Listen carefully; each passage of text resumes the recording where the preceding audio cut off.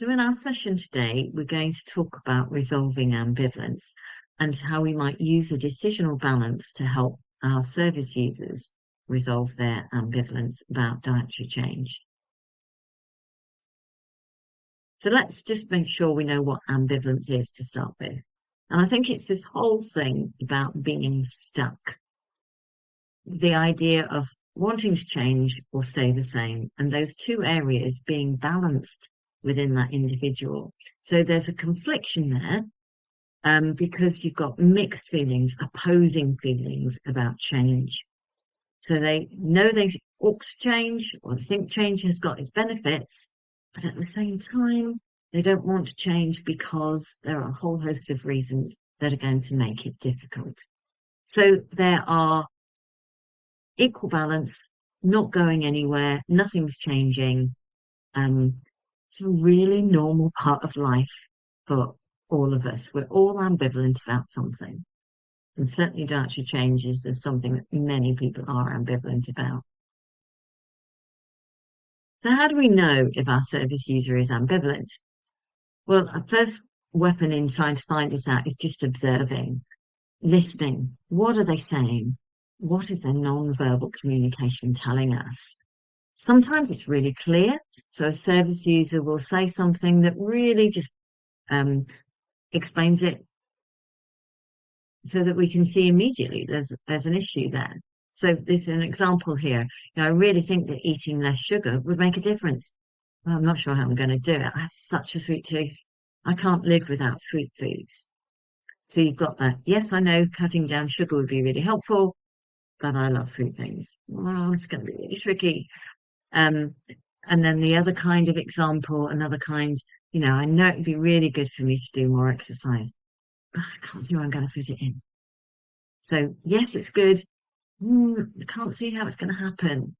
So you've got that understanding of the importance of change, but a lack of confidence or a lack of motivation to make the change. So there's some problems that need to be solved if we're going to help people to move forward. Sometimes ambivalence is more hidden than that. And sometimes it will be with overconfidence. So you might have someone who says, yep, I know I need to make changes. I'm going to do whatever it takes. It's really important to me. It'll be really easy for me to increase my fruit and vegetables, for example. So they appear really keen and, yeah, can do that. Yeah, no problem. I would encourage you still to explore that motivation, to think through very practically, how is it going to happen?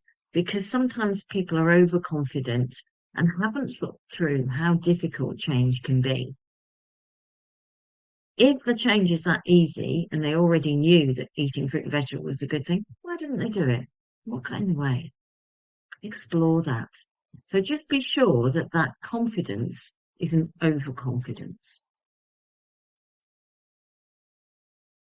We have these two concepts that are very clearly part of the motivational interviewing language. One is about change and the other is about sustain. The change is you've got a variety of ways in which a service user is suggesting that change might happen. They might say they want to change, they've got a desire to change. They might talk about, yes, I can do this. I have the ability to make that change. They may be able to articulate a reason for change. I know that would be really good for me. My clothes would be more comfortable if I could lose some weight. So they have a good reason and they may be completely committed to it. Yeah, I'm going to do that. It's time. I need to sort this out. This has given me the kick that I needed to do this. Or it might be, particularly if they've had a diagnosis and waited quite a while for an appointment, they may have already started making changes. So someone newly diagnosed with diabetes, for example, may well have been on the Diabetes UK website, looked at what dietary information is there and started to make change. And that you need to really affirm and encourage somebody in.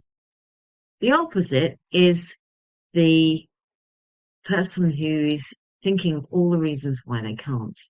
So we might want to encourage them to eat breakfast, but they've never been able to eat breakfast. I can't do that. Just can't face it. So immediately you can feel there's a barrier there. Or, we're saying actually bread's really high in energy. If you could eat a little bit of bread, no, it's my favorite food. So we don't need to start with people's favorite foods. If there's another way to work around the need to decrease energy or carbohydrate, let's look at another way rather than focusing on something that is someone's favorite food, because you will get that kind of barrier and that sustained talk if you're asking people to do things that's going to be really difficult for them. I rather like this acronym, DARN CAT. Again, this is taken from Miller and Rolnick and the books on motivational interviewing. And it just helps you to think through those things I've just talked through about desire, ability, reason, and need for change. And I've given you some dietetic examples here. I really want to take more control of eating. Yeah, I think I can do it. Perhaps if I start eating regular meals, I might be able to control my snacking. So you've got these examples here, but then you've got also the cat bit, the commitment. I'm going to start eating breakfast and lunch. The activation, yeah, I bought some breakfast cereals I like. I've got some healthy foods to take for lunch. So people have done something. They've got themselves prepared. They've made a plan. They've done something. And then you've got people reflecting on something that they have already done. Yep, I've managed to stop eating the leftovers from my children's dinner. Just a kind of easy way to put it into a way, hopefully, that you might remember. Darn cat. The darn bit is the preparing to change. The cat is mobilizing change talk. So how do we explore ambivalence with somebody? I think this is really important, that we help our service users to examine and understand their own ambivalence. Remembering ambivalence is completely normal. So we might explore something using some open questions. Just tell me a bit more about what happens in that situation. We're trying to understand what happens to them, so person-centered. It needs to be non-judgmental and with no pressure. It's not going to be there, well, perhaps if you tell me about this, I can help you work out what's going wrong. It's very judgy, isn't it? Well, you really need to do this, so let's work together on that. We're pressurizing. But just exploring, tell me more about that. What happens in that situation for you? So we're acknowledging it's their decision and exploring what matters to them. And it might be that we have that opportunity then to summarize, but try and do it in a balanced way. So, you found it difficult to cut sweet foods out as you really like them, but you recognize that that's going to really help stop you gaining more weight. So we're being neutral, not being over enthusiastic about, oh, that's really good. You understand that. Shame you can't do it. So we've got to try and make sure that we are neutral in the way that we explain things and the way that we reflect back to people. So let's look at this decisional balance from a dietetic perspective. So the first bit, the advantages of the status quo, is the advantages of maintaining current eating habits. And if you think about that, that's going to be, I don't have to think about it. I'll just carry on doing what I'm doing. I don't need to put the effort to change habits. I can continue shopping as I do without thinking about it very much. I don't need to work at it. So there are advantages, and we need to acknowledge those. There are advantages of not changing. But on the flip side, on that, so if you don't make any changes, what are you going to think is going to happen in a few months' time? And of course, the downside of that for people could be that they continue to gain weight when they don't need to. Their health status may be worsening in some way. If they're someone with celiac disease who's not properly following a gluten-free diet, they may still have symptoms. They may still be struggling with that and maybe having more long-term problems. So there is downside of not changing as well. And sometimes people haven't thought that through. So exploring that can get them thinking, oh, actually, perhaps I do need to do something. The third part, the downside of changing, that's where you find out all of the challenges.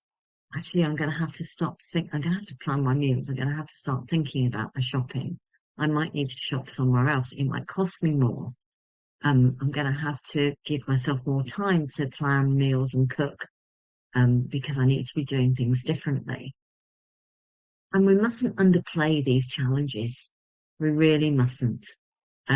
Sometimes it's reluctance, sometimes it's challenges, and sometimes this is where we need to bring the problem solving in, because we identify what the barriers and the problems are. The advantages of changing, this is where we get the change talk hopefully coming through and coming from the client and not from you, or the service user, not from you. What's going to be the advantages for them? And that could be that health is going to improve, that they manage to maintain their weight and still get in their clothes, or they may begin to feel better, they may be able to do more. There's all sorts of reasons, but try and get them the personal reasons for them, not your assumptions about what the personal reasons might be. So all of this time, all of these questions are to explore what matters from the patient side, from the service user perspective. It's their perspective, not yours. So you get them to be thinking things through for themselves, exploring things, coming up with their own reasons. And this is really important for them, because this is where the motivation comes from, because they've identified their own reasons, not yours.